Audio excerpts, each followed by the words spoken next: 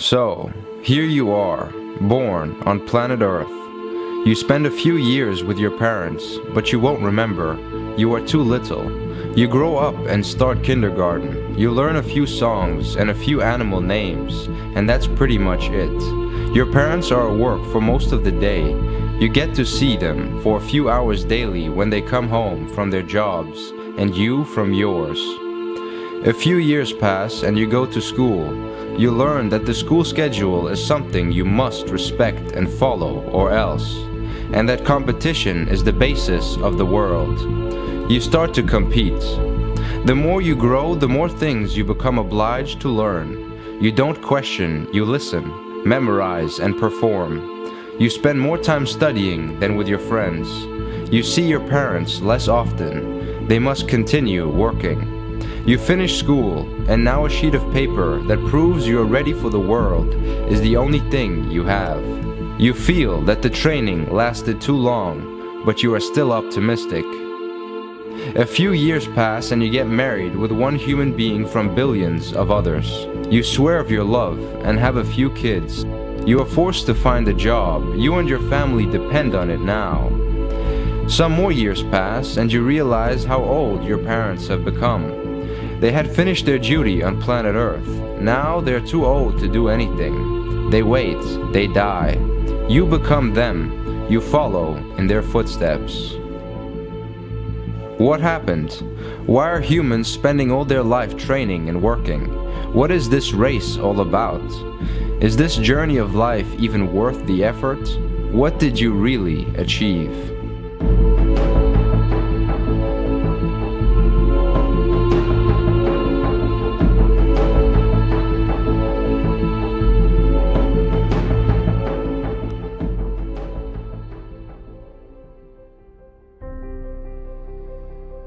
We live in a world where people value money more than mostly everything you can imagine. There are amazing people with amazing ideas and projects with great potential that are never discovered or given credit to because of the money-based world we live in. On the other hand, there are humongous amounts of money being pumped into almost only nonsensical ideas and projects. When I created Trom, a 14-hour documentary, and provided it for free on the internet, everybody around me asked how much money I made out of it. They weren't even interested in what the documentary is about, but only its money value. Although the documentary presented ideas about how to improve everyone's life through the application of science and technology, and attracted many thousands of online viewers. I come across similar situations all the time. For most of my life, I was that guy who repaired your computer. If you had a problem with your computer, you called me, and I would come and fix it for you for free. From such small gestures to projects that reach hundreds of thousands of people, I've always done everything for free. As a result, I've suffered when I needed money because, well, I had very little of it, and in this world, everything has a cost. If I go to a dentist, he won't say, "Ah, you're the guy who made that documentary, website, etc. Your treatment is free." No, that will never happen. Nor will I be exempt from taxes because of my good deeds. These kind of actions that we all do in our lives are not paid in the society we live in. Meaning, from a monetary perspective, or let's say from the society's perspective, they are not valuable. This is one of the major problems with the monetary system we live in. It will not value something that is valuable for people. It will only allow some valuable actions or ideas to be sold if properly marketed. If I help people by repairing their computers, maybe I should sell that service and ask for money next time they ask for help. This not only makes me an awful friend by not helping my friends without asking for a monetary profit, but it would also destroy my kindness and motivation by shifting my purpose to an egocentric pursuit. You will never be paid for being a good parent, a good friend, or just in general, a good human being. If I create a documentary and then try to value it in the monetary system, how can I do that properly? How could I measure the books I've read my entire life, documentaries I've seen, articles I've read, people I've interacted with, all of which helped form who I am and helped develop my ideas towards making this documentary? Trying to value human creativity in the monetary system is like trying to map the entire universe by taking a single picture of the sky. You will not be able to do that just by picking a single snapshot of a particular moment. In the monetary system, a mother is not rewarded for taking care for kids for the rest of her life. The little interactions, acts of kindness, sacrifices, and so on.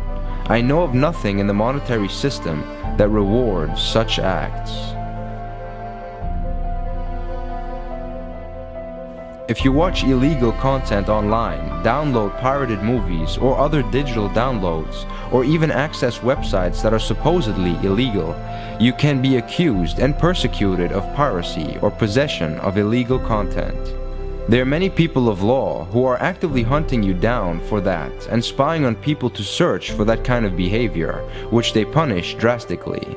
Do you ever wonder why there aren't people spying on you to see if you do acts of kindness and then reward you for that? Or spying on you, and if they see you watching many documentaries about space, they come to your door saying, "Hey, we see that you're interested in space. We are offering you a free education to this university to study it even more." After all, if they catch you downloading pirated movies, they will label you as a pirate and come to your door to arrest you. Then why aren't they labeling you as an astronomer if you watch many documentaries about space? It seems like they're only looking to punish people, but not reward them for good behavior. Being paid to do something is such a normality in this world that the word volunteer seems to be more of an antonym. This is why people look odd at you if you say that you are doing things for free. In addition, because volunteering is such a rare act amongst normal citizens, it emphasizes the false importance that money appears to give to things. This is why the documentary that I made had no value for my friends, because it made no money. I am sure that if I had a huge money revenue coming from it, a screening in multiple cities, red carpet and all, they would have been extremely impressed. It actually had around 6,000 viewers on the day that I released it. Imagine if all these people would have come to an opening in the town I was born, and of course paid a ticket fare to be there. Man, wouldn't I have been a documentary producer and a big money maker? This is why, if an asteroid dangerously approaches Earth in the future, I suggest to NASA that they make a short 3D movie with cool special effects and great background music to let people know about it. Otherwise, people won't pay attention to it. We live in a world of eye candy, used in nonsensical movies, music, shiny colors, 3D images, brands, and pretty much everything about the package wrapper, but not what's inside the package. Is it any wonder why science is so often regarded as boring and not cool? I mean, people are more interested in Matrix, the movie, rather than their own life movie, which is at least 1 trillion times more complex than 1 billion Matrix movies combined. This is a result of what sells best. It has nothing to do with the real value of things. People pump lots of money to promote anything that can produce more money, and the more money they produce, the more cool and known what they sell becomes. Unfortunately, this is also why people like those things, because they are exposed to them for so long and learn to think of them as great, fashionable, and entertaining. That explains why many people are not impressed when they see news about a new treatment for cancer, a new exoplanet discovered, or a new type of material invented, and are instead more impressed and curious when they see a celebrity doing or saying something stupid on TV. It all depends on what makes more money, and therefore what is promoted more in the media. You know, there are so many homeless people who are great human beings, yet they starve in the streets because they do not fit in an obsolete system. Brother, you gotta tell him the story, man, about where you're from. Oh, you going? My buddy's from Cleveland. I live in Ohio. I came to Boston to start a new job. When I got here, it was given to someone else, and they didn't tell me. So Now I'm staying in a homeless shelter. I've been looking for work since November. I've come close several times, but they usually want someone younger and probably non-black, but I don't know about that. I think definitely. Never, not in Boston. But in Boston, it's not a surprise. But I'm finally getting some responses to my resume, and I got 14 voicemails on my phone right now. Hopefully, some of them are job offers. So Now you have a PhD in aeronautics, physics, and a master's PhD in physics. from Dartmouth College and a master's in electrical engineering How from do Purdue University. how does somebody who has that end up? It's blown me away. Dartmouth. It was the sacrifice I did to take care of my parents. And one of the problems was when my father died, my house was going to be foreclosed.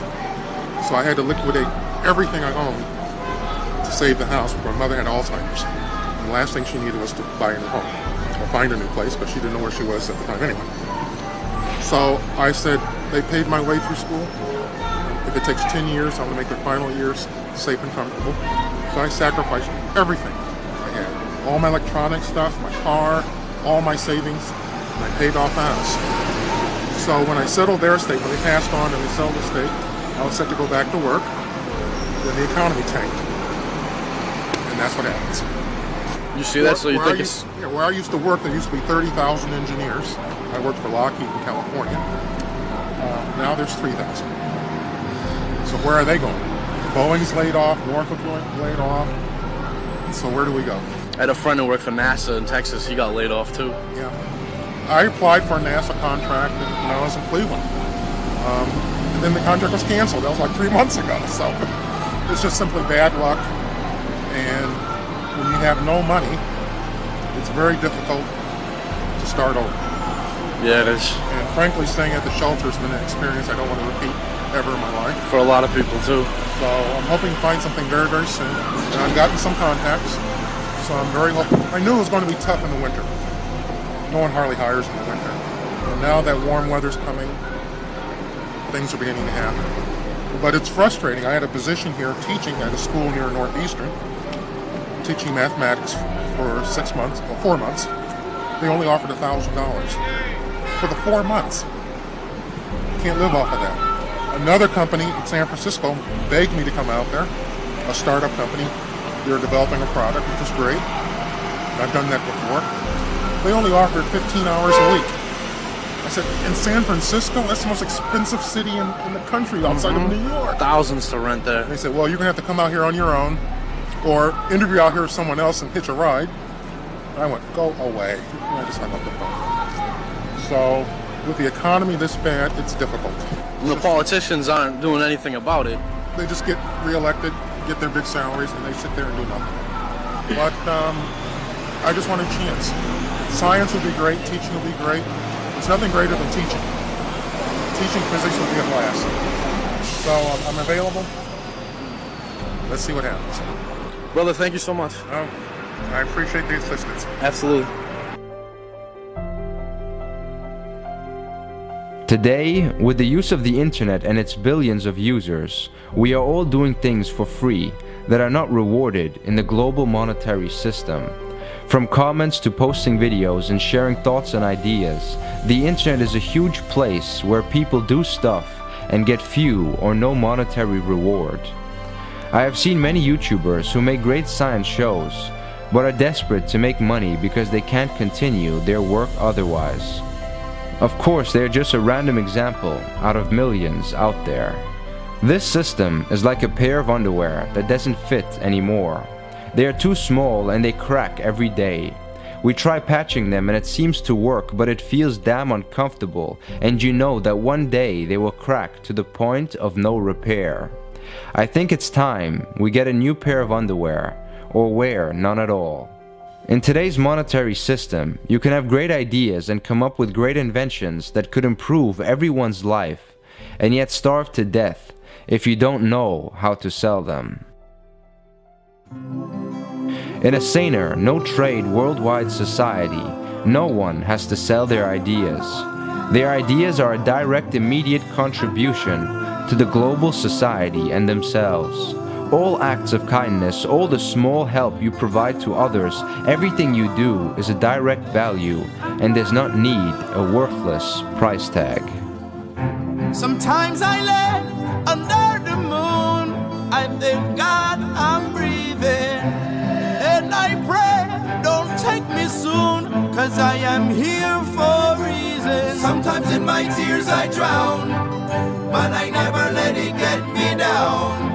So when negativity surrounds, I know someday it'll all turn around, because all my life I've been waiting for, I've been praying for the people to say that we don't wanna fight no more, there'll be no more war, and our children will play. One day, one day, one day, one day, one day, one day. It's not about win or lose, 'cause we all lose when they bleed on the souls of the innocent. Blood-drenched pavement, keep